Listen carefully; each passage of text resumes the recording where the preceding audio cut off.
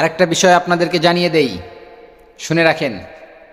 যেহেতু এখানে মিডিয়ার ভাইরা আছেন, এই কথাটা আমার বলতেই হবে। আমি কখনো কারো বিরুদ্ধে কথা বলি না, আপনারা জানেন।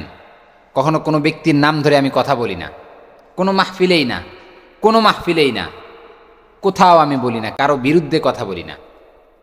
আজকে আমি বলতে বাধ্য হচ্ছি। আপনারা একটা ব্যক্তিকে খুব ভালো করে চেনেন, ব্রাদার রাহুল।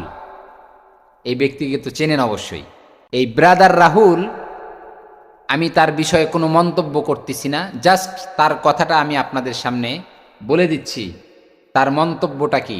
বাইজিদ বুস্তামির নাম শুনেছেন? এসুফিদের কাছে কে আল্লাহর ওলি। আমি বলেছি এই বেটা যদি আল্লাহর ওলি হয় তো শয়তান বলে দুনিয়াতে কেউ ছিলই না কোনোদিন। বাইজিদ বুস্তামি কি বলছে দেখেন। হযরত বাইজিদ বুস্তামিকে জিজ্ঞাসা করা হলো, সমস্ত মানুষ কিয়ামতের দিন হুজুর আলাইহিস সালামের স্বর্ণপন্ন হবে কি? বাইজিদ বুস্তামিকে তার এক ভক্ত মুরিদ মানে বলদ জিজ্ঞাসা করেছে। মুরিদ মানে কি বলেন তো ভাই? বলদ। ব্রাদার রাহুল, তাকে সম্মান দিয়ে কথা বলতেছি। যদি আপনার পর্যন্ত আমার কথাটা যায়, আপনাকে স্পষ্ট ভাষায় আমি বলে দিচ্ছি, যদি এই কথাটা আপনি উড্র না করেন, তাহলে কিন্তু বাংলাদেশে নেক্সট আপনি কোনো প্রোগ্রাম করতে পারবেন না। বাংলাদেশে নেক্সট কোনো প্রোগ্রাম করার সুযোগ কিন্তু আপনার থাকবে না। এটা স্পষ্ট ভাষায় আমি বলে দিচ্ছি, কোনো আলেম না বললেও আমি নোমানি একাই আপনার বিরুদ্ধে লাগবো। আপনি যে কথা বলেছেন, আপনার কথাকে আপনি উড্র করবেন। আপনি বলেছেন বাইজিদ বুস্তামি রহমাতুল্লাহ আলাই তাকে গাধা বলেছেন। মানুষের পেন্ডিংয়ের মধ্যে, কোরআনের মধ্যে, এমনি বইয়ের মধ্যে হয়তো পেন্ডিংয়ে অনেক সময় ভুল হয়ে যায়, লেখাতে অনেক সময় ভুল হয়ে যায়। আপনি বাইজিদ বুস্তামি রহমাতুল্লাহ আলাইকে গাধা বলেছেন। আমি আপনাকে সাবধান করে দিচ্ছি, এই রকম কোনো ভাষা ইউজ করবেন না, যাদের কারণে আপনি আজকে মুসলমান হতে পেরেছেন। আপনার বাবা মা ছিল হিন্দু, সেখান থেকে মুসলিম হয়েছেন। তারপরে আপনি ডিশ ব্যবসায়ী ছিলেন, সেখান থেকে আজকে আপনি শায়েখ হয়েছেন। যাদের মাধ্যমে ইসলামকে পেয়েছেন, এই ইসলাম যেই ব্যক্তিদের মাধ্যমে পেয়েছেন, তাদেরকে আপনি গাধা কিভাবে বলেন?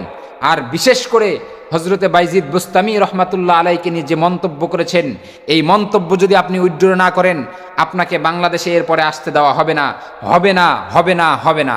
এটা আমি বললাম। যদি আপনাকে বাংলাদেশে আসতে দেয়, অবশ্যই আপনি গ্যাঞ্জাম লাগাবেন বলে আমরা আশাবাদী। এটা আমরা আশা করতেছি। এরপরে যদি আপনি এই কথা উইথড্র না করে আসেন, আপনি বাংলাদেশে আসা মানে বাংলাদেশের যে কোনো একটা রাজনৈতিক প্রেক্ষাপট নিয়ে আপনি গ্যাঞ্জাম লাগাই দিবেন, এটাও তথ্য আমরা পেয়েছি। যেহেতু মিডিয়ার ভাইরা আছেন, আমার এই কথাগুলো মিডিয়াতে যাবে, আপনাদেরকে বলবো আমার এই কথাটা যেন প্রধানমন্ত্রী পর্যন্ত যায়, এই ব্যবস্থাটা করবেন।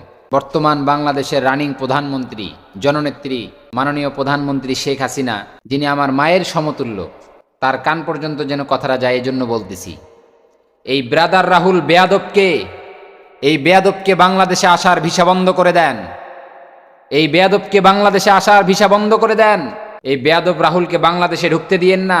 এই বেয়াদব রাহুল যে পরিমাণ খারাপ কথা এবং যে পরিমাণে কথা বলছে, এগুলা কখনোই মেনে নেওয়া যায় না।